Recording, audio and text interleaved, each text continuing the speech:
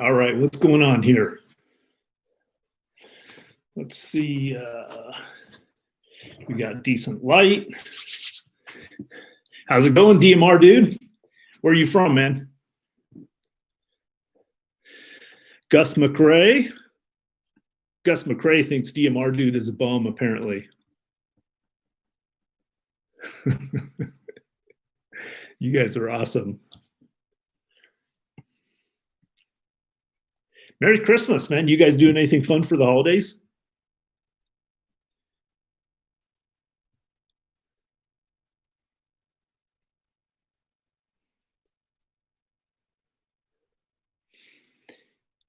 Angie, thank you. Yeah, that truck came out like way beyond my wildest expectations.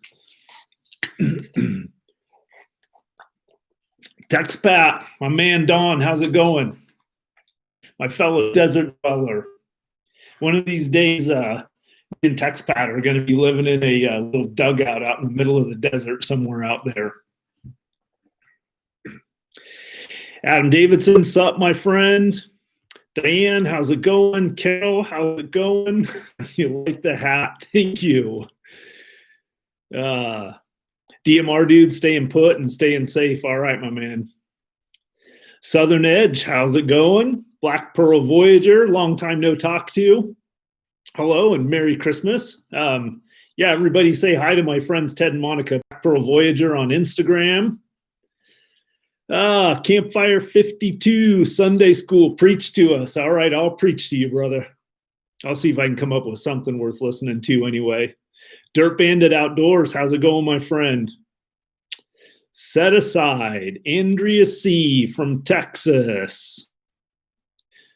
Four-Wheel Drive Expedition, how's it going? Jonathan Jones from Western Kentucky, man. Yeah, Tex Pat's all over. Yeah, he's ready to move into the dugout or the root cellar out in the desert. Jacqueline from up north in the snowy country. Yeah, Dirt Bandit. Yeah, good to see you online, man. Tex Pat, Don says Merry Christmas to everyone. Say hi to him. He's Oregon on Instagram if you want to go follow his adventures. And he's got a pretty badass Ford Raptor that he's been fixing up. Vaughn Miller, how's it going, my friend? Dylan Stone, first question of the day, just because I happened to see it. He's asking, what year is my Jeep? My Jeep is a 2017 Rubicon Recon. Chad, what's shaking, my man? Jacqueline likes the hat. That's perfect. Matt, what's up, buddy? We finally got a trip on the book. So Matt and I can't remember what date we said, but I think we're going like New Year's Eve. We're going out. I'm thinking Matt, and we'll grab Alvin the Texan. Will join in with us for that trip. Overland 80, what's up? I mean, Clark Montoya, Jacob, Creephead from Coos Bay, Barry King.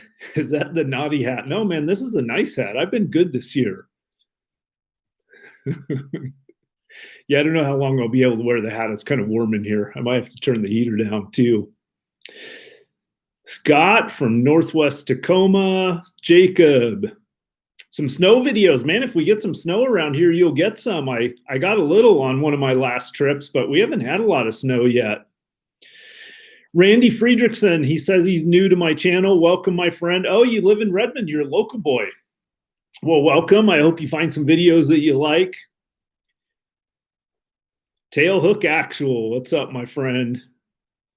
Gus McRae. Oh, shoot. That just reminds me I'm supposed to, my buddy Elias, structured canine training on Instagram down in Southern California. I owe him a phone call. All right, brother, if you're watching this video, I'll dial you up right there. He is, Frogman. I know I owe you a call, man. I got distracted. Silo L. The hat. You were admiring the John Wayne poster, man. First person that noticed that, actually. John Wayne poster back there in the background. It's actually a tin, man. These things are pretty cool. They have them at a local antique store here, and they've got all kinds of cool old sayings and stuff on them. I have a bunch of them. Carlos Ochoa, how's it going, my friend? T Cerveza loves the truck. Thanks, my friend. Let's see. All right, our mock waiting on his shirt. Cool. Oh yeah, check this out, guys. So I think these Coyote Works hoodies are going to be available. Actually, my man Daniel, I think, just whipped this up for me when I was hanging out in the shop the other day. So, but he was saying they were supposed to have them available in the next couple of days. So check the Lolo Overland website, and they might have some new Coyote Works hoodies with a little bit different logo. This is kind of the vertical version of the logo that's now on the Coyote Works Overland Vehicle 2.0 or Grandpa's truck, man. Let's see. When are you taking Granddad? So Jacob's asking, when am I taking Granddad's truck out on the trails? Well, hopefully soon. I actually was just working on this afternoon, kind of doing a loadout for it, going through all my spare camping gear and trying to get a complete loadout together for the truck. So real quick, guys, sounds like we're raring to go, and I've got not a ton of stuff, but a couple of things I thought would be kind of fun to talk about today. But real quick, man, if you have questions that you want to get answered live, hit up the super chat, and that also helps me out with some of the gear and stuff like that, some of the gas money, a little bit of tip jar. So super chat gets your question to stay up there on the screen. I try to catch as many of them as I can anyway, but they just go by kind of fast. So in addition to that, there's some info down in the description below this video. So without further ado, man, Western Pennsylvania, Overland PE checking in. I love seeing all the people on here from all over the country, man. I'm seeing Iowa, Chris from the UK, all the way across the pond. There's Lummox. You made it, man. Check out Lummox Overland Adventures on Instagram. He's been working on his truck. In fact, he sent me a message on Instagram just like an hour ago and was trying to get his truck finished up, or at least his project finished up on his truck so he could jump on the live stream. So Chris up in Longview, happy holidays, my friend. Iowa, another Iowa. Dirt Bandit Outdoors, man. Appreciate the feedback on the logo. Yeah, that Daniel over at Lolo has just been killing it with the logos and the attire and everything for me. That's been really cool. As you guys know, doing the branding stuff has just not been something that I've really had the bandwidth or the time to do. So those guys over at Lolo, Josh and Daniel, have been really kind of stepped up and helped me out with that a whole bunch. Gundog, my man. So what's the fastest you've got burned so far? All right, so you checked out the video, so you see the name stenciled on the truck. Probably the fastest I've had it is about 72 miles an hour. I'm not quite a grandpa yet. I'm sure that speed will drop down a little bit in the next couple of years. Now, I got to baby that thing, man. I need that truck to last me a long time. What's up, Lolo Overland? So who do we got from Lolo Overland? I see a hi there. Is that a hi from Daniel or Josh? Come on, Lolo. Who is it? Awesome. It's Daniel, my brother Daniel. Cool. All right, Daniel, will you tell everybody what's up with the hoodies? I was showing off my cool new hoodie, and just so you guys know, Daniel whipped up this hoodie. This is a one-off custom hoodie that he made just for me while I was in the shop on Friday picking up Grandpa's truck. Yeah, I love it, man. I love this logo. Is really good on here. So Daniel, tell everybody what's up with the hoodies when they're going to be in the shop. I was telling everyone I think they're going to be there shortly, but I wasn't sure. The One Oregon Girl. Man, I haven't talked to you in a while. Good to see you. Sydney, what's up, my friend? You got a brother named Casey too. That's awesome. Daniel's the man. Yeah, he's got the coolest earrings in the world. Yeah. Yep. Awesome. All right, guys. So couple of things I wanted to talk to you about today. And then obviously, again, hit me up with any questions. But I get a ton of questions about like the stuff that I find out kicking around all the old homesteads, the relics and things like that, and what I do with them. And you guys have seen me actually quite a bit in videos. I stumble across a lot of stuff out there that I just leave out there. So I thought I'd talk to you guys a little bit more about that and what my philosophy is on that. So first of all, I wanted to do a little show and tell and just show you guys some kind of cool things that I have laying right here by me that I found. And this is a really common thing for me to find. This probably is not going to show up, but this is just like the broken base of an arrowhead right here. And it just happened to be one that was laying around there. Oh, Craig, my friend, thank you. Okay, so Craig is asking me, Craig Howe, super chatted, and he's asking me, have I seen the book called Shadow of the Steens? Has a lot of the history of the Alvord Ranch and many others. Okay, so I haven't seen that book, but I am going to make a note of it right here because I'm just starting to dive in more to the history of that area, and I'm looking for books and stuff to read. So that is called Shadow of the Steens. All right, man, I got that on my list. I'm going to see if I can find it. All right, so the arrowheads, that's a pretty common thing for me to find. I stumble across these all the time. In fact, for the most part, I rarely ever go on a trip or do much hiking around out there where I don't stumble across at least one arrowhead or something out there. Most of the time, I just leave them where they lay. I used to have shoe boxes full of arrowheads that I found on the ranches and stuff when I grew up. And even on our property, we had a little farm out in the country. And there were arrowheads all over the hills around there. So I don't know, sometime around the time I was 30 or something like that, I started kind of giving away more of my arrowheads than I was keeping. And then, of course, I'm not ever going to pick up or keep arrowheads that I find on public land, but I did want to mention something about that. So technically, there's some law against, and it's been a long time since I've read this, so I'm not going to get it exactly right, but there's something like the I think it was ARPA, the American Archaeological Restoration, something like that. But there was or maybe it was the Antiquities Act or something like that came into play that made it basically illegal or unlawful to collect any kind of an artifact off of public lands. And I don't remember if it was at the time or later it got defined, I think, as anything older than 50 years old. So that's one of the things. When it's on public land, like, it really isn't acceptable or appropriate to pick up and remove artifacts from that area. Now, having said that, I have a lot of access to private land, and I'm always looking for more. David, thank you, my friend. Thank you. Appreciate the tip. David Monin, love the vids. Yeah, for sure, man. I will definitely keep them coming. Thank you. Diamond Divas Pure Romance from Dana. What is that, Dana? Diamond Divas Pure Romance. You're going to have to tell everyone what that is, but thank you. So going back to the artifacts things, the arrowheads and things like that. So one of the reasons why I don't pick up stuff off of public land is because it's not technically legal to do that. Now, having said that, the flip side of that is there's also very little archaeological value in a lot of cases to surface finds and things like that out there.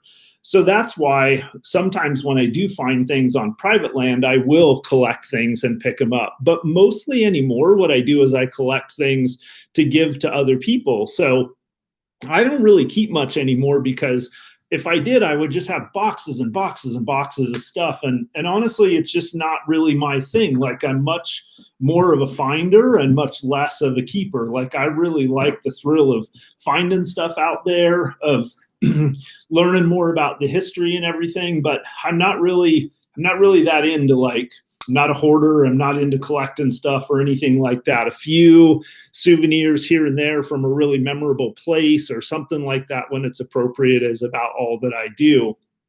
The other thing is, a lot of the places that I go are so remote and so pristine that I feel comfortable that in a lot of cases I can leave stuff there and it's probably going to be there for a long time, because not too many people are going to work their way all the way out there. So when it comes to collecting artifacts, that's a little bit about my philosophy. I'm just not personally that interested in collecting a bunch of them.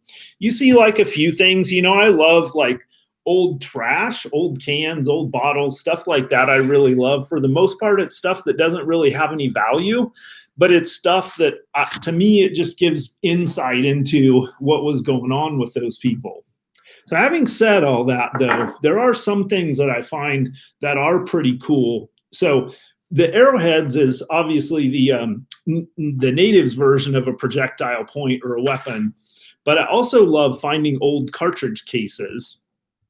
And this, I'm not even sure what it is, but I think it's about 50 caliber. It's a center fire cartridge with a rim on it, and it's I guess it could be 45 caliber, but it's a slightly tapered case. So I'd be really interested if anyone knows off the top of their head what caliber this is. But here, to give you an example, here is a 50 caliber. And they're both kind of smashed, but you can see they're pretty close to the same. So this is a 50 caliber B&G Browning machine gun round. So if anybody knows what would have been old, I'm guessing this is around early 1900s, late 1800s for sure. Cartridge here. It is brass, but it's really, really thick. So I love finding cartridges. Of course, a lot of the country that I go across out there. Oh, awesome, Craig. Thank you. Yeah, so Craig's saying he tried to send me a link to that book. The book is written by Leilani Davis. Okay. Awesome. Thank you. Yeah, I'll be able to find that. So you guys have seen on Instagram, I've posted some pictures of some of the old bombs and some of the old wreckage out there. A lot of that desert country, they flew a lot of bombing runs across, training flights and things like that. So you can find old 50 caliber casings all over out there. You guys can see the head stamp here. I think this one I dated to 1942. Old 50 cal casing. So those are kind of cool. Here is this is actually a really nice specimen of kind of a stone scraper. This I found up on a buddy of mine's ranch that's outside of Paulina, Oregon. But this is obviously a fairly large piece right here. Really cool, perfectly intact. This would have been probably hafted on some kind of it's thinned at the base, so it would have been hafted on some kind of a stick, probably like this, or it could have potentially been hafted. Now, the notching on it has it, so it's going to have been hafted like that. Thank you, Diane. So Diane just super chatted. Thank you for the nice tip, and says she really appreciates the history. So projectile points, I just always think are cool. Projectile points, casings, anything like that are really cool. But another thing I really like, and this is something that I don't talk about a lot and I have never really shown on my channel, is I do have a metal detector and I do some metal detecting. But one of the things that I do love to find is old coins. So I thought I'd show you a few of the old coins that I've found out at homestead sites. And I've actually found quite a few more than these, but these are just a couple of ones that I think are kind of interesting. So this one's kind of cool right here. So these are a couple of silver dollars. But what's interesting about these two silver dollars is one of them is a 1941 and one of them is a 1921 and one of them is a 1922. I'm going to see if I can get the camera to show them very well. A little bit of light on there. All right, so these are both actual silver dollars. These are when silver dollars were still made out of silver. And one's a 1921 and one's a 1922. And I think what's really cool about them is that they were both found together. I found them right next to each other down around the foundation, the old stone foundation that was all that was left of an old homestead. And I found these two silver dollars there. What's interesting to me, another thing that I think is kind of cool about it, is probably around 1921, 1922. Now, of course, those are the years of these coins, but they don't look extremely worn, right? They're in decent shape other than the fact that they've been laying in the dirt and out in the elements for a long time. But other than that, they're not really worn. So my guess is that they were lost there or left there not too many years after 1921 and 1922. So what I also know about that country is it was in the early 1920s that most of those homesteads were abandoned out there by then. So what's interesting to me about that is that potentially when somebody at that time, when somebody abandoned that homestead, those $2 worth of silver was a lot of money. So that probably was a pretty serious loss for them. So something else that another one that's kind of interesting, and these are a little bit later, these are in the 1930s, but are these buffalo nickels. Boy, these are just going to be really hard to see, aren't they? But look at that. That is an old 1935 buffalo nickel. Don't see too many of these. So I actually found this at an old ranch, but probably a ranch that was occupied all the way up into the all the way up into the 60s. All right, so here's another one that is that was another cool find, because this one I found at a roadside stop. What in its early days was a stage stop, and then later was a car stop.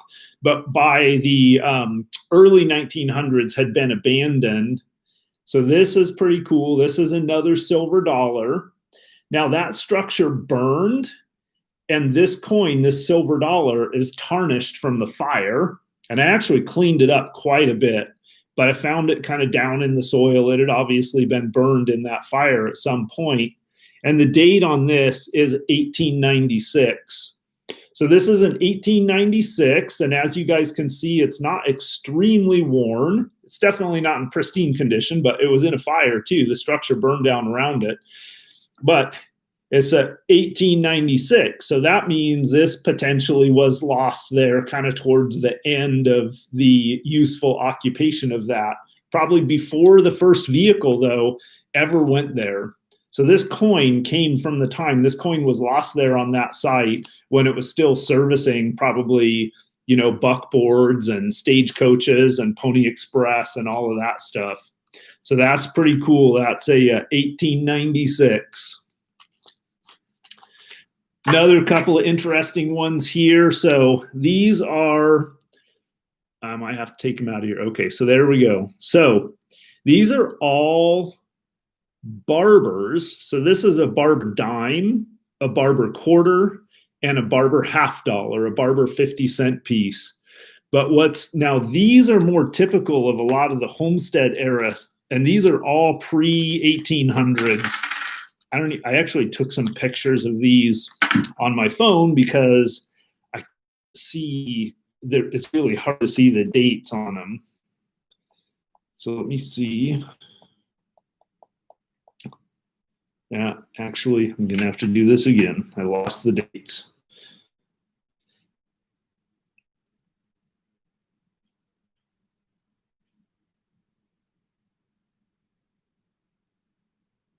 Yeah, that dime is just beat the heck up. These are all 1800s coins here.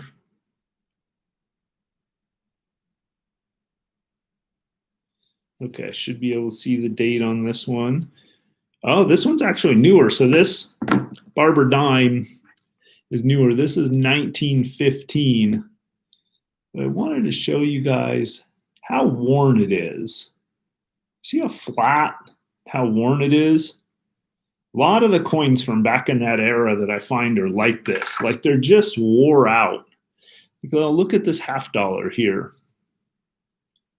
And that is almost completely worn down. So how many times out there in the middle of the desert was this coin circulated? Like how many different homesteads, how many different people's hands? This came from, you know, the local general store out to one of the homesteads. Then it got spent back in the local general store. And then the local general store made change to another homesteader for it. So Lord only knows. This one's a 1902 Barber half dollar. And then this is an 18 something. Get some light on this so I can find the date.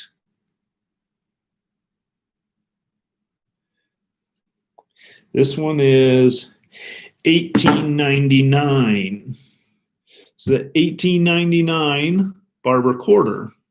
But the same deal, look at how worn out that is. It's crazy. So what's kind of cool about that is I have a Barber dime, a Barber quarter, and a Barber half dollar. So I kind of save all these things together because I don't know. I think that's kind of cool. So those are a couple fun little artifacts, and I actually have quite a few more. But what's interesting that I wanted to tell you guys about the finding silver at the homestead sites is that you don't find a lot of it. Like, people were really, really poor back then. So you don't find a ton of coins out there, but the ones you do find are generally in that late 1800s to early 1900s era. A lot of them are really, really wore out. Of course, anything that's not a penny is likely going to be, actual silver. So that's pretty cool. Scott Mart's asking Daniel from Lolo if they have any man-size hoodies.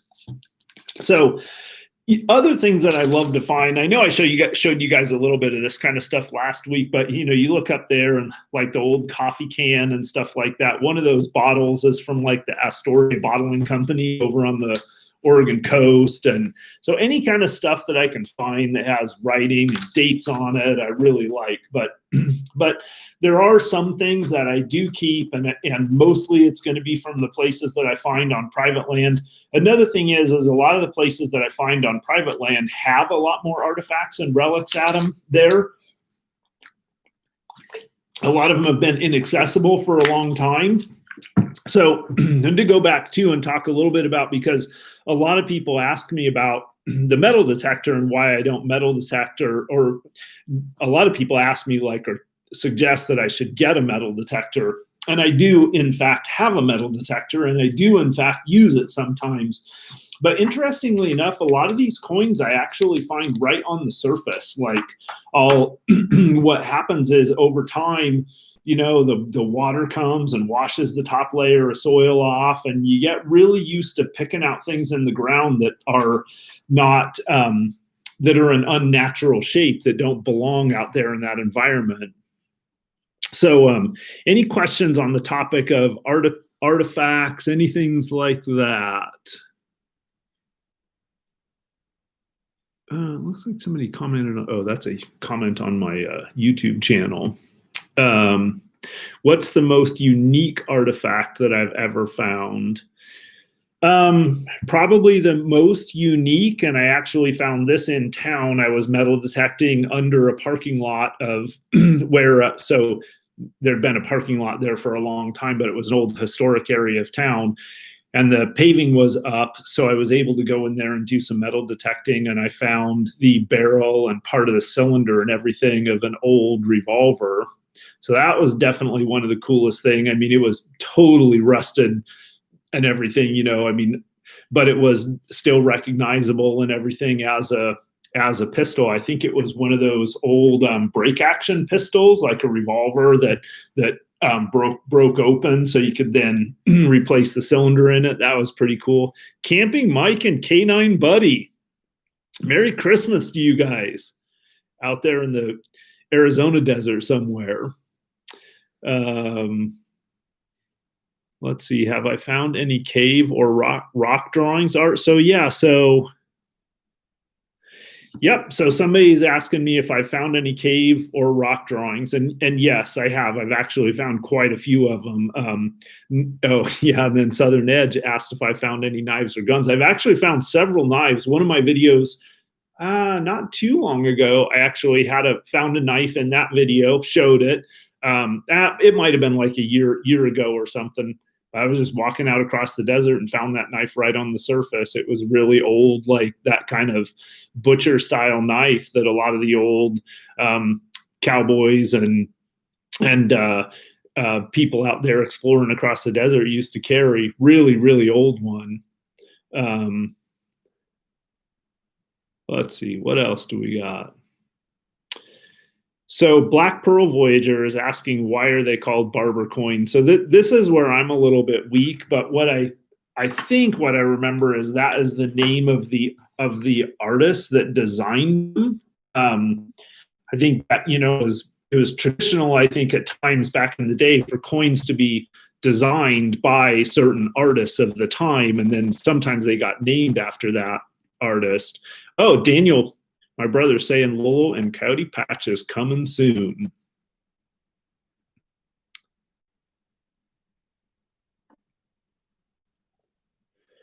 Oh, there's an interesting one. Dirty Fly Adventures. God, sometimes these comments are just going by so fast I can't catch them. But Dirty Fly Adventures is asking if I go fishing at all. So that's a good question. I have a little bit, and I have not done a ton of fishing in my life. I'm going to be honest with you guys, but I feel like the older I get, the more I feel like that's something that at some point I'm probably going to take up. Like, it just seems really cool. Like, especially I think like kind of meandering down a high mountain stream and doing some fly fishing. That sounds really cool. I do occasionally take a fishing pole if I'm going to be up on a river, and every once in a while I will get a fishing license just so I can. Oh, I think my buddy Farmer John and we were on a trip like maybe a year or two ago. I don't know if you guys remember, but he's a big hams guy. And so he brought a laptop out and he set up a remote ham station where he was able to like send email and stuff over the over the ham radio. And we did some fishing up there and caught some trout on that trip. I think that's the last one that I did a video on. Oh, Carol says that Carol Limbeck says Wikipedia gives a good answer to the Barber question. Was I on track at all? Does it have anything to do with the name of the author? I'm wondering. I see Nate Zoinks is giving a bunch of thumbs up. So I don't. Steve is asking if I know where the Barber coins were minted, and I don't. I did in the past. I have read before about them, but I just don't remember. A lot of comments about Grandpa's truck. So just a real quick word on that for those of you that don't know. I went up to Portland on Friday. Josh from Lolo Overland drove all the way over to the town that I live in, which is about 2.5, 3 hours away from where their shop is, picked me up, drove me over the mountain. Actually, Josh and I did a little bit of exploring. We got a little bit of a road trip in on our way. He showed me some places, some of his old stomping grounds, and some pretty cool old history that he explores around there. And then we went to the shop and picked up the truck. So I just have to tell you guys, I'm going to see if maybe I can kind of show you, for some of you guys that haven't seen it, see if this, yeah, so there it is right there.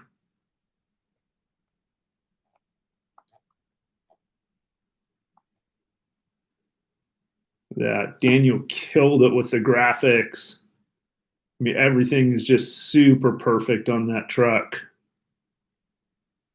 I mean, honestly, it's just way beyond my expectations. So yeah, as far as the truck goes, the first stage of the build is done, kind of all the mechanical stuff and the exterior stuff on the truck.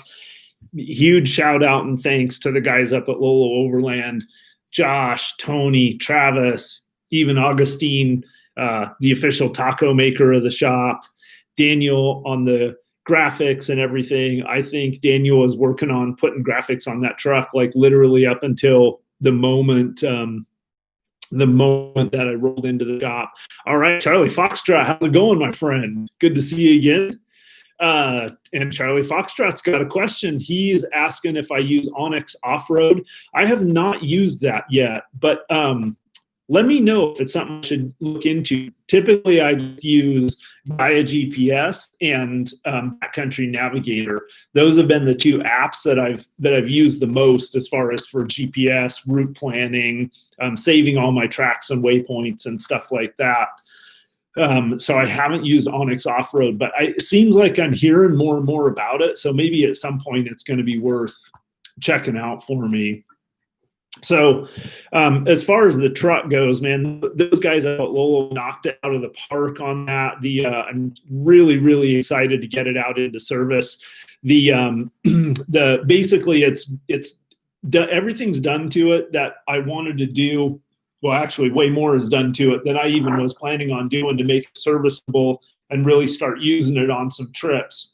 This is kind of a cool thing, man. So when I sent it up there, basically what I talked to Josh about it at Lolo was basically there were three things that I wanted to improve about the truck, and this is going to segue into my next topic for the video too.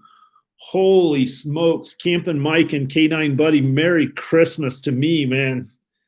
That is unbelievable, my friend. Thank you so much. God, I just hope you guys are having an awesome time out there, man. That is just incredible. Thank you. So basically what I asked for from Josh was I needed a little bit more ground clearance. I was thinking like a leveling kit, just lift the front end up a little bit because it had a lot of rake to it. Number one. And then number two, I needed a little better lighting on it. The lights were really dim on it. And for running out in the backcountry at night and stuff, you just need better light. There's deer and antelope and all kinds of stuff out there, road hazards. So having good light was really important to me. And then the final thing was just some really good tires on it. You know, tires are generally your weak link. So that was really all the criteria that I put out there. And then those guys had the truck for like 6 weeks. And when I got it back, I was just blown away. It was just unbelievable. I don't know. Let me see if if there's a few of you that haven't seen it beforehand. Let me see if I've got a before pic here. And I'm going to be doing some video on this. Yeah, so check this out, guys. Okay, so that's what the truck looked like when they came and picked it up. Daniel drove it up, and right, that's what it looked like when they picked it up. That's what it looks like now. Yeah, so those guys absolutely did an amazing job. I'm working on a video to kind of go through the specifics, and I think Josh and Daniel and those guys up there are working on one too. But again, dude, please, guys, just give a huge shout out or say hi to Tony and all the guys over at Tony and Daniel. We're just working hard right up until the last minute there. And they've just got such a great crew in the shop over there. So, and I was just blown away by how the truck came out. So the next thing is, awesome DMR, dude. Thank you, my friend. You have a Merry Christmas too. Really appreciate that. Really appreciate it. So that right now what I'm doing with the truck is I'm starting to put together my loadout for it. So I'll talk to you guys a little bit about that. But before I go into that, man, I wanted to, my second topic actually for this Camp Talk Live this week was I wanted to talk about what my thoughts are on some of the most important vehicle upgrades. Number one, because I get that question all the time from people. People want to get into overlanding and they'll say, you know, what do I need to do to my vehicle to be able to start using it for overlanding? So first of all, let's just qualify this. And so what do I mean by overlanding? So what I mean by overlanding and what I'm talking about is how to outfit a rig for longer range trips that might have extended miles on rougher road, not necessarily super extreme off-roading, but just being able to get off the pavement and get to some of the remote out of the way places that you have to drive a lot of dirt to get to. So that to me is kind of the spirit of like the basic kind of overlanding like a lot of people do in the US is basically just driving relatively unimproved tracks for long distances. So having said that, so what do I consider some of the most important upgrades for a vehicle for that? Well, I'm going to go back to what I did to the truck. Craig, thank you, my friend. That's definitely going to help. You have a Merry Christmas too. I'm going to go back to kind of what I did with the truck. So I had this stock truck 4-wheel drive, definitely capable rig, but it was really, really low to the ground. So one of the things that I wanted was just a little bit more ground clearance. Not crazy. You don't need a ton of ground clearance for a lot of places that go out there, but especially something like a pickup truck like that has a real long wheelbase. I needed to get it just up a little bit more off the ground. So that was the first thing. But if you had a vehicle like, say, something like a Jeep Trailhawk, or a lot of modern SUVs, like, say, for example, a Toyota Tacoma or a Jeep Wrangler Sport or anything like that, like those vehicles can go a ton of places without lifting them at all. So it's going to depend a little bit on what kind of vehicle you start with. But the first thing I would say is a little bit of ground clearance. If any of you guys are on here that went on the first Coyote Works group Overland trip, there was a guy along on that trip that had a Suburban that was not really lifted up, and it was loaded really heavy. OTH Overland, Overland. Thank you, my friend. Have a Merry Christmas. Yeah, for sure, man. It's my pleasure to put out the videos and the content for you guys. So as far as vehicle upgrades, I would say, number one is making sure that you have a little bit of ground clearance, and that could either be an upgrade or it could just be the way that your vehicle is stock. The second thing, and this I would say is arguably the single most important thing, is really good tires. Now, there's a million different philosophies out there on tires, mud terrain versus all terrain, all kinds of things like that. What I would say is, at minimum, a good set of all-terrains. And my philosophy is I go a heavier load rating than the vehicle that I'm driving. So like, for example, like I run an E-load rating on my Jeep. Now, it means that tire is going to ride a little bit stiffer, but generally speaking, it's going to get you a couple more plies, or it's going to get you the equivalent of a couple more plies. So Scott M is giving a shout out to Lola Overland. Yeah, definitely their work was top notch on the truck. And thank you, my friend. Appreciate it. So especially out in this country out here, where you're going to do a lot of miles on rocky country, you're probably going to be overloaded in your vehicle, or not overloaded, but you're going to be carrying some weight because of all your gear and everything. So to me, the most important thing is a good set of tires. Now, a ton of factory vehicles, right? Your Ford pickup, your 4-wheel drive pickups of almost any kind, your half-ton, your Toyotas, your Nissans, your SUVs, your obviously your Toyota Tacomas, your Toyota 4Runners, your Jeep Wranglers, all of those vehicles like that. Like, if you have one of those vehicles, like, really, I would say for the most part, any of those rigs, put a good set of tires on it, a really good quality set of tires on it, and you're good to go, man. You can start going overlanding out there. So beyond tires and ground clearance, the next thing that I would prioritize is good lighting. And inevitably what's going to happen is you're going to end up driving through the night out there, and out in rural areas, driving through the night, you've got wildlife to contend with, you've got potential trees down in the road, rocks, all kinds of stuff. In the wintertime, snowdrift. So being able to see a long ways out in front of you is absolutely critical. Now, what I don't necessarily mean is that you need a whole bunch of auxiliary lighting. Like, that's really nice, like light bars and extra lights, all that stuff is really nice too. But generally, I just upgrade the factory lights on my vehicle so that they're brighter, and for me, that's sufficient. I try not to put a ton of miles in at night out there. So that's kind of my own personal philosophy. All right, let me get a drink here.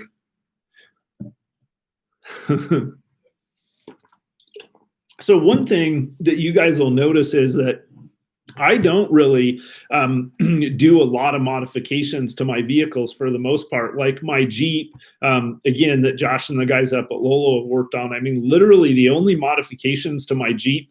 So number one, I started off with a 2017 Jeep Wrangler Rubicon Recon. So has the heavy duty axles, locking differentials, disconnecting sway bars, all that stuff. Literally one of the strongest set of axles, great piece of equipment. Okay, so Okay, so this is a really good question. So Charlie Foxtrot's asking me about the weight issue on the vehicle, and this is definitely something when it comes to a lot of the SUVs that is an issue. So here's what I notice. Like I do use the weight of myself and all of my gear when I'm calculating out the payload in there. So for the most part, like for what I do with rooftop tent, extra fuel, bigger tires, and everything, I'm definitely exceeding the the payload capacity of the Jeep Wrangler, for example. So what that typically means is it just means that you're going to be wearing the vehicle out earlier. It doesn't necessarily mean if you have a beefier vehicle like the Rubicon Recon, it doesn't necessarily mean you have a much higher likelihood of anything failing on you. Although in some cases with some vehicles, it certainly can mean that. What it really does mean, though, is like a lot of times it really affects the drivability. Like one thing you'll notice if you drive my Jeep when it's fully loaded with all the gear is you got to pay attention to drive that thing. It kind of wanders all over the road. It's really top heavy. The center of gravity is all messed up on it from all the weight and everything in it. And that's pretty typical. I've noticed that about a lot of overland vehicles. So going back to my Jeep, what I was going to say is, I don't typically heavily modify my vehicles. My philosophy is kind of to modify them as little as I can to get the most important things I need. So now tying back the list of, okay, what are some of the other things that you might want on an overland vehicle? So Charlie Foxtrot's asking again along the same lines as, did the lift kit on my Jeep bump up the payload capacity? And it definitely does. So that is one thing that you can do, is beef up the suspension. And depending on the lift kit that you put in, that will definitely beef up the suspension a little bit. That is one of the first things that tends to be affected by running them heavy all the time, right? As you're putting constantly more weight on your shocks and your suspension components than the system was designed for. And then you add to that the fact that you're driving on rough roads, like miles and miles of washboards where you're articulating that suspension, you're building up heat or have the potential to build up heat in your shocks. Like now, and then also if that suspension's not performing well, that's also putting more stress and more wear on the rest of the components of your vehicle, because that suspension system's not designed to perform under that weight. So that's where something comes in, like a good, well-designed lift kit. Now, lift kits are not a one-size-fits-all thing. They're all different kinds of suspension kits, are made for different purposes. So I'm a big believer in understand what you're going to use the vehicle for and match your suspension kit to that. For me, I really think for guys that do similar types of things as me, on-road, off-road, high miles off-road, but not necessarily really extreme rock crawling that much, I think the AEV lift kits are really, really awesome. The specifically tuned shocks that come with them for that application, the ride on, higher speeds, rougher roads, things like that is just really, really good with them. So for me, my Jeep, I lifted it a little bit, put a 2.5-inch AEV lift kit in it, replaced all the shocks with the AEV tuned Bilstein shocks. That fixed up the ride. That bumped it up so that it could handle the extra weight and everything that I had in it. That replaced the coil springs, the shocks, did the geometry correction and everything for it. Then I also put on a winch. You guys probably saw that. So, and I run a little bit bigger tires, not crazy big. I run 285/70, so those are about 33s or so. I do have steel bumpers front and rear, so that's a little bit extra weight. That heavier spare tire, a little bit extra weight. I run the rooftop tent, roof rack. I run a hard shell rooftop tent. It's a relatively heavy rooftop tent. That's a lot of weight up high. I'm generally always carrying at least an extra, 5 to 10 gallons of fuel. I'm generally carrying 7 to 10 gallons worth of water in there. You're pushing 100 pounds. Just you start adding water and things like that. So going back to, prioritizing modifications, once you get your really good tires, you got a decent of ground clearance and you got good lighting on the vehicle, it's at that point now is what I would consider like kind of like lifestyle, more modification. So at that point, you start modifying the vehicle based on what you're doing with the vehicle specifically. So if you're going out in bad weather, you're in a lot of muddy places, dealing with a lot of snow, maybe a winch is going to be one of your next things. For me personally, though, I feel like for the overland lifestyle, the big thing is your kit, your camping kit, right? So get your vehicle so that it'll do what you want it to do. You know, invest that minimum in it to get it to that point where it's going to hold up to the rigors of the overlanding that you do. And then start spending your money on making yourself comfortable, right? Then it's just your rooftop tent, your tables, your camping gear, all that stuff. Oh, I must have had a lot of coffee. I feel like I'm talking a lot. All right, let's see. What do we have here for questions?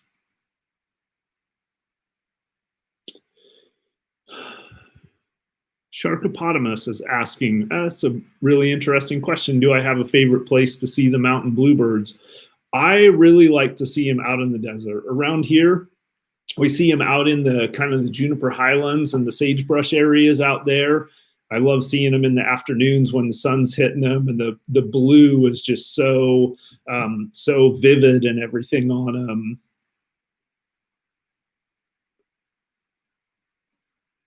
Yeah, so Frogman 172, my buddy Elias down in Southern California, he's just put that AEV 2.5-inch lift kit in his Jeep, also fixed up the sag. And that is one thing I would say, like my Jeep is the Recon. So the Recon is probably about 1 inch higher from the factory than the Rubicon, than the standard Rubicon is. And then I put that AEV 2.5-inch lift in it. So now it sits, in my opinion, it sits really nice, fully loaded. And it is pretty crazy though, when I do unload it occasionally, how it stands up a little bit taller. Overland PE is asking how the new FSR rooftop tent is working out. Man, I love that evolution. I was just talking to Josh at Overland about this when we were driving over. He spent the night in that tent, and it's really the setup time and everything on it is really, really nice. It's definitely the easiest setup and tear down hard shell rooftop, or actually of any rooftop tent that I've ever used yet. So far I really like it. It has the latest generation of the multi-layer fabric in it, so it retains heat a little bit better. You guys saw me out using it on that last trip. I think it was down in, around 20. Dan Greck is asking me if I have COVID yet. Yeah, I think I have it. I'm just asymptomatic.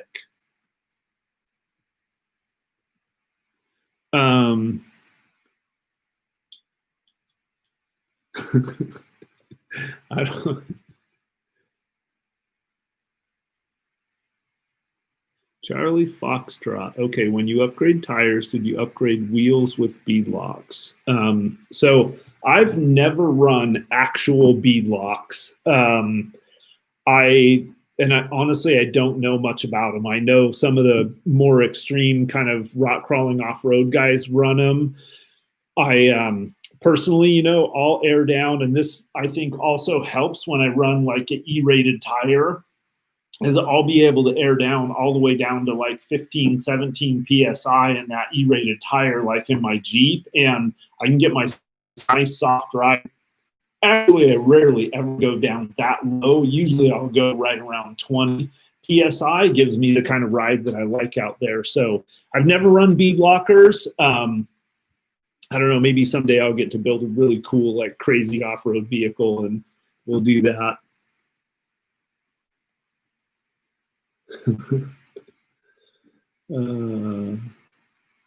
Okay, so Ed Snyder asked the question. He's in the market for either the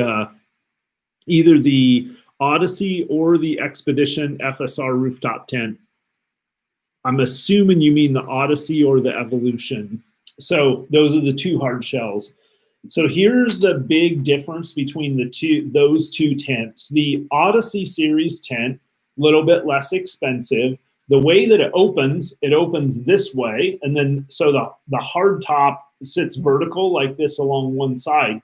What that means is with weight on the top of the rack, you can leave that weight on when you raise up and set up your rooftop tent. So that is a really cool feature. The Evolution, on the other hand, like basically accordions up, the gas struts lift it straight up like this, right? So you can't have much weight on the top of it when you deploy it, right? So if you're carrying fuel or water or stuff up there, you have to pretty much take that stuff off. Now I can leave a couple of empty Rotopax cans and a set of Max Tracks up there, and it'll deploy just fine and stay up. But so now here's the other side of that. So the Odyssey series is going to be your better bet if you want to leave weight up on the rack while you stow the tent. Both of them, I would say, set up about equally as quickly and easily and tear down.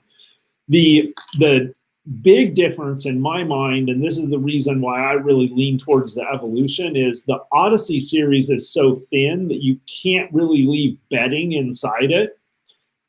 Having said that, you might be able to leave like a really thin sleeping bag in there, like a summer weight sleeping bag or something like that, but you're not going to be able to leave like a pillow or, anything like that. Whereas the Evolution series, I can have my big, heavy, lofty 0-degree sleeping bag inside there, my pillows, a couple of extra whoobies.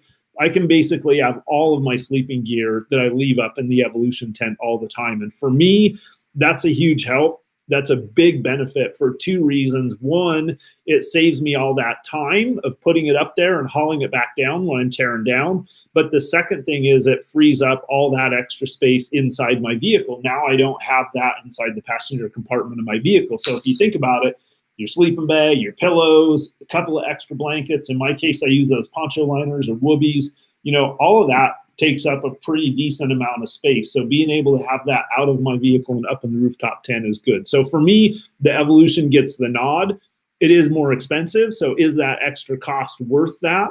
I would say if you live in a cold climate or a climate that gets cold like I do, that probably is worth it to have that extra room up in the Evolution to be able to put big bedding in there. If you're down south, Arizona, Mexico, Texas, and most of the overlanding you do is the Mojave, Death Valley, whatever, maybe that's not a big deal to you. You can leave a light little sleeping bag up there and you're good to go.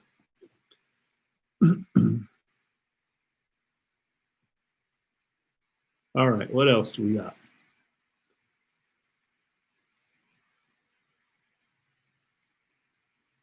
Okay, so Brad Calendar is asking, when would I advise to head out my way? So here's a definitely camping in the winter out here. It can be done, but that is not a that's that's not a job for the weak and the weary. Camping in the wintertime out here, definitely here's what I would recommend is if you're relatively new to overlanding, vehicle camping and everything, definitely cut your teeth in the summer and the shoulder seasons. Get a couple of camping trips under your belt and then start kind of working your way into the really cold. When you get into the temperatures like we can start experiencing this time of year, I think the game, when you get down below about 20 degrees, I think the game completely starts to change, right? That's when you really get into places where, like, it is hard. If your sleeping bag doesn't end up being warm enough, like, that's where your night can go from in the fall, you can have an uncomfortable night. But in the winter, when you get into those temperatures down below 20, like, now you're talking, if you don't have the right gear or you make a mistake and you get too much moisture or condensation, you get your bag wet during the night or something like that. Now you're talking a miserable time instead of an uncomfortable time. So personally, especially, and I don't know, Brad, I don't know if you're newer to it or not. If you've got some experience camping, then I'd say come anytime. But if you're newer to it, I would definitely say experience Central Oregon when it's not quite as cold. Now, right this particular minute, it's actually not that cold. It's only getting down to high 20s in the night. It's not even freezing every night, which is crazy.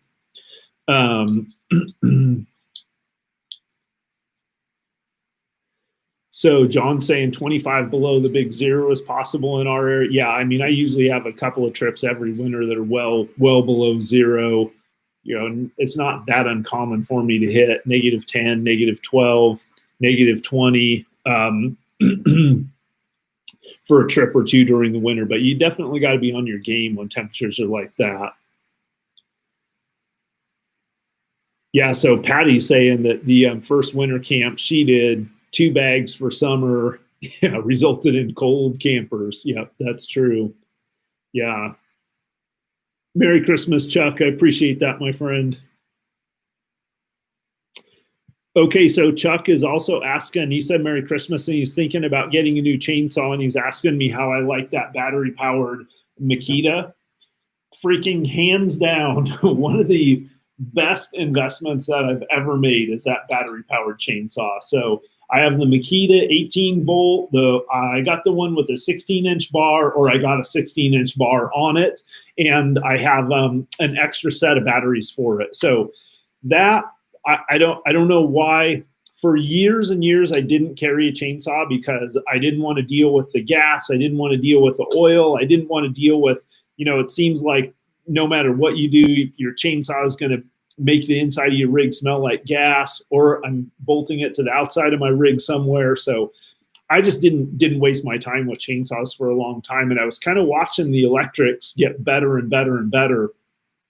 And a buddy of mine, you guys might remember Stawn, he's been on a couple of the trips with me, and he's got the Duly Prepared YouTube channel. He picked up the Makita chainsaw, the battery-powered one, the single battery-powered one, and he brought it to the second Coyote Works group overlanding trip. And I was watching him use that, and it was a pretty cool deal. And then Josh up at Lola Overland I think he got the old Milwaukee battery-powered chainsaw. So I have a buddy that was a general manager at Par Lumber, or is a general manager at Par Lumber. So he was able to hook me up with the Makita wrap, and I got kind of a deal on that Makita saw. So I tried it, and man, it has been awesome.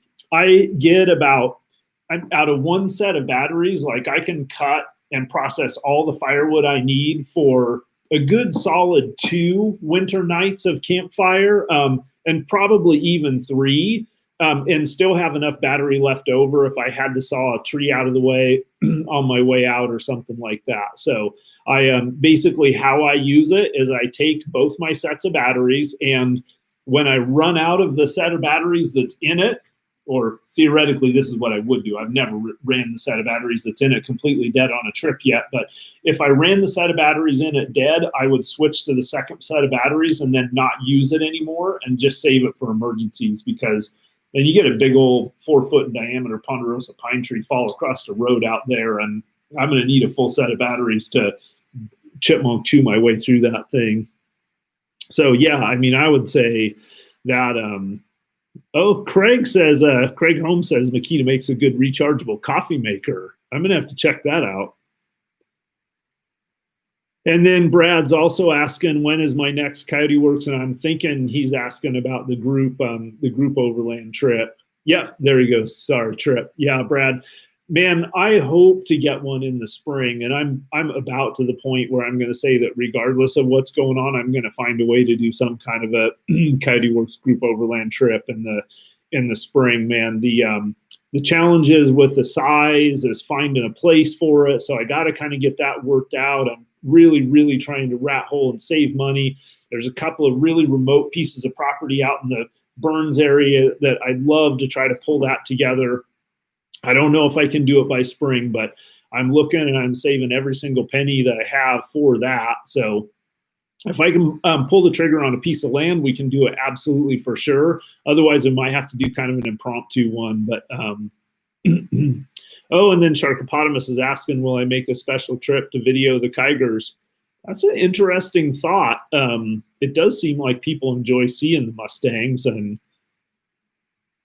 that would be something. And head out in that area of Kyger Gorge and do that. That could be a fun trip, actually. All right, guys, I got to look at my notes here and see. We're not doing that. 7:04, so we're right at an hour right now. Cash 82, thank you, my friend. I'm glad to hear that. Yeah, so Cash says that he likes the Sunday night videos. You know, this is definitely way out of my comfort zone doing this. I tend to kind of feel like I don't really understand why people would like to listen to me talk for an hour. I'm super grateful that you guys do, and I really appreciate all the support. But this was kind of something that was a little bit of a stretch for me to start doing this. But with COVID and so many people trapped at home and limited on stuff to do, I actually got quite a few messages with people saying, hey, what about doing a live a little bit more often? And I'm really glad I did. I've actually enjoyed these. I've enjoyed, I just feel like it's given me an opportunity to get to know some of you a little bit more. And it's just a cool experience. I get my beverage and a couple of show and tell items, couple of talking points, and kick back and hang out with you guys. And the only bummer is that I really want to find a way to do this actually around a campfire. So I might have to find a spot with some decent cell phone reception. So, but definitely in the summertime, there's places I can go where I can set up outside where there's cell phone reception and do this. So let's see what I got here. I talked about the most important Overland vehicle upgrades. I talked about why I don't collect more relics and arrowheads out there. Showed you guys some of the relics and talked to you about some of the things that I really do enjoy finding. Let's talk a little bit about what's coming up, because that's always something I get a lot of questions about. So obviously a big thing is I'm trying to get Grandpa's truck set up as quickly as possible. I'm just dying to do a trip in that. So as soon as I can get some gear together and get some time off, I'm thinking maybe even, I don't know if I'll make it by my next trip I'm doing is on the 1st, right after Christmas. I don't know if I'll make it by then. I don't know if I'll have Grandpa's truck kitted out by then to go, but within a short period of time after that, I'd love to do my first outing in it as a solo trip. So I'm working on a video to go into detail on the build and the exact components and everything that went into it. I think you guys will find that really interesting, what Josh and Daniel and Tony and the guys up there ended up doing to it. I'm really excited about the soft topper.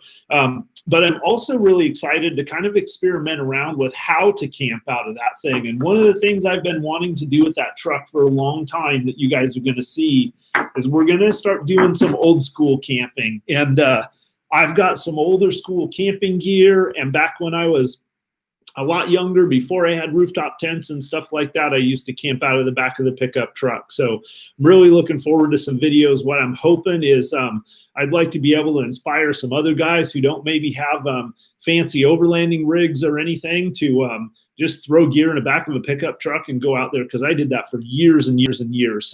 So look forward to that. I'll have quite a few videos on just old school camping out of the back of the pickup truck, just keeping it simple, keeping it easy. And so I'm kind of looking forward to digging old camping gear out, old vintage stuff I have. I even got some old rifles and things like that that I'll throw in there. So that's coming up definitely. I'm hoping to finish tonight part 2 of my deep desert trip.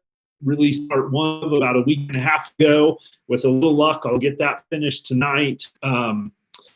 Yeah, they'll do the old school camping out of the back of the truck. I don't know how many of you know Jason with the Primal Outdoors channel, but he's going through some stuff right now, getting that sorted out and everything. But he and I will definitely do a trip. It's looking like at this point it might be just shortly after the 1st of the year. But that'll be really cool. And he and I have been talking for a long time about doing we used to do some videos where we would just sit around the campfire and talk about different things. And we've got some cool to talk about. Also, I owe you guys big time. And I know some of you have been waiting for a long time for this. And I apologize. I was actually filming this video the other day, and then I got a little bit of snow, and the spot where I was at was just kind of a sloppy mess. So I didn't want to drag all my gear out and film this, but I owe you guys a video on my bug out inch bag that rides around in my Jeep. It's also my get out of Dodge bag. It's my zombie apocalypse kit in there. So I can't wait to show you guys that. I've actually been getting more and more excited about it, thinking about it. I used to do videos pretty regularly on kind of my inch pack and my zombie apocalypse bug out stuff, but I haven't done that in a long time. But But I'll show you guys that. And then, yeah, I got a couple of stories, a couple of historic stories that I've been researching. So those will be coming up soon. And yeah. Oh yeah, Overland PE remembers the EDLS. Yep. For those of you that don't remember, I basically set that pack up as what I called my EDLS pack, or my extended living system. The idea was to kind of set up a pack based around the idea that of being able to walk off into the desert with that pack and have a prayer for sustaining life for an extended period of time. So that's kind of the core mission set that it's set up around. Is extended desert survival. So, but it also acts as, and maybe this is a good time for me to just drop this little nugget out there. You know, when it comes to like bug out bags, a lot of people kind of have the philosophy of having a lot of different kinds of bags. You know, you'll hear about like a get home bag or a get backpack, which is different than a bug out bag, which is different than an inch bag. You know, a lot of people, you know, we'll say like a bug out bag is more like a shorter term kind of a bug out deal, whereas like an inch pack, I'm not coming home, it's more of a longer term survival situation. For me, oh, Jacqueline, thank you for bringing that up. The other awesome Christmas present I got from Lola was a fridge, a 12-volt fridge. So I am going to put that in Grandpa's pickup. I'm going to put that in the truck, I think. At least at this point, that's my plan. So anyway, my philosophy is on bug out packs is I don't want to have a different pack for a bunch of different purposes. So I have basically one pack that can serve all of those different purposes. It can be my pack if my vehicle breaks down out in the middle of the desert. It can be my pack that I survive out of on getting back to civilization. If the zombie apocalypse happens tomorrow, it can be the pack that I grab to walk out into the desert to survive. If I'm going on a camping trip or something with somebody else, it's the pack that I can grab and know that I've got all the gear that I need to survive in the event of an emergency out there. My philosophy is that there's no reason to worry about weight in a pack like that. Like basically I stuff it full with as much stuff as I possibly can based on the idea that depending on what I need it for, I can always drop weight out of it. I can always discard stuff along the way that I don't need if I can't hack the weight that's in it. So anyway, that's a little teaser. I'll go into that in a lot more detail. And I think, oh, good question. The Sportster 06C is asking, how did my grandpa's truck drive now with the new tires? It drives really well with the new tires and the new suspension in it. It's a little bit stiffer than it was before, but that's a really good thing. I don't know if many of you are familiar with those half-ton GMCs, but they ride really, really soft. So basically that suspension, the lift kit that those guys did in it stiffened it up so it doesn't sway and it doesn't, it kind of felt like, I don't know, like driving an old Lincoln down the road or something like that before, it would just kind of float. And so stiffened it up nice. And the tires are obviously a little bit bigger in diameter and a little bit wider than what's on there, but I actually really, really like the ride of it. It tracks really good, very smooth, really like it. Do I know anything about Oregon? Yeah, man, I do know a little bit about Oregon. Actually, quite a bit about Oregon. So yeah, I don't know. I don't know what else, guys. I'm going to kind of scan the comments here and see if there's any other questions. But could see Casey in a Mad Max style adventure. Think about a book with adventures, maybe a video for the kids. I'd rather listen to you than most. Appreciate your clean language. Yeah, thank you, man. Thank you. Lolo Overland. Oh, man. Daniel says he's doing it. A limited run Jeep Fire shirt. Live and available for order now. Wait, I haven't even seen this, man. That is crazy. Mean one. DM me, and I'll head down from Washington. I have the Odyssey. Awesome. Yeah, that would be super cool. Odie Slim, there you go. So the shock, so Odie Slim asking, good to see you, my friend. Good to see you. I hope you're having to easing into the holiday season nicely. Odie's asking what shocks were put on my truck. So I think they're Bilsteins, definitely, which in my opinion, you know, for overlanding, I've had really good luck with them. I think they're the 5100s. Maybe the Lolo guys can chime in here. Patty, thank you. Merry Christmas. Lummox Overland Adventures. Hey, I wanted to give a shout out to Lummox too, man. I really like that truck that you're working on. That thing's looking cool.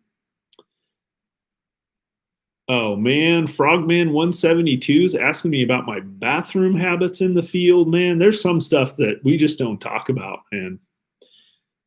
Guys got to have some secrets, right? I don't know. I've thought often about doing a video about that. It's surprising how many times I get that question. Kind of the where does a coyote go to the bathroom in the woods kind of a thing, or Daniel C is asking if I do geocache. I have actually found a few geocaches. No, I've never really gotten into that. Oh, all right, guys. Well, I don't know what else to say. And then I just really appreciate this has been a good time tonight hanging out with all you guys. And I always get kind of excited in the holidays. You know what I should do is I should give a shout out to my nieces. I've got 3 little nieces, and I always get to hang out with them around Christmas time, which is totally cool. So big shout out to my 3 nieces. I don't want to blow your cover, but you guys know who you are. I love all 3 of you like crazy, and I'm so happy that my sister and my brother-in-law just recently moved to Sisters, which is not very far from where I live. So the cool thing about that is I think we'll all actually get to hang out together a little bit more. Awesome. So Lummox Overland is saying the plan is to get his truck done for the next Coyote Works meetup. That will be so cool. I like Larry Goldsberry's answer about the going to the bathroom in the woods. Get a shovel, use your imagination. I like it. Alvin the Texan is free. Awesome. All right. Well, man, I just hope everybody has a great Christmas. Hopefully you guys get to spend time doing something that you love. I know I always like seeing family and friends in the holidays, but also it's always a nice time to take a little bit of time off and just go out, do some winter camping and everything. Rich, later, my friend, PDX trailer guy, Angie, Merry Christmas. Brad, definitely try to make contact. Okay. Gecko 792 on Instagram. All right, Brad. So shoot me a DM on Instagram. Off Overland, happy holidays. Tom Hammond. Wait a minute. Is that the Tom Hammond that I went to high school with? Leave another comment if it is, man. That's crazy.